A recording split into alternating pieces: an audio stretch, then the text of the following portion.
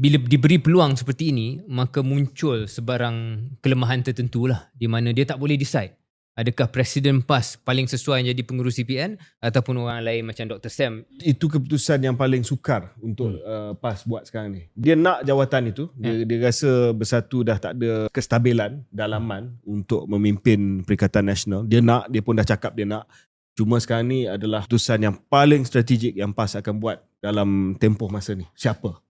Satu ialah strategik, satu lagi mungkin dia susah nak capai keputusan itu atas benda yang kita sedia maklum lah dalam PAS ni. Adakah mereka bersedia untuk meletakkan calon yang bukan ulama'?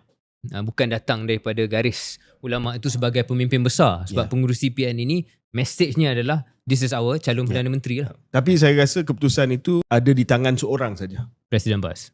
Tuan Guru Haji Hadi. But dia tengah fikir apa implikasi dan apa jadi kalau satu hari dia tak ada kat situ. Adakah PAS akan implode pula? Disebabkan dia naikkan orang yang tak ada base base ulama. So selagi Tuan Guru ada, saya rasa okay. Tapi Tuan Guru ni he's quite strategic also. Dia akan fikir kalau saya tak ada satu hari nanti, kalau saya dah bersara, then what happens? Apa jadi pada PAS? Kalau That's why they're taking the time.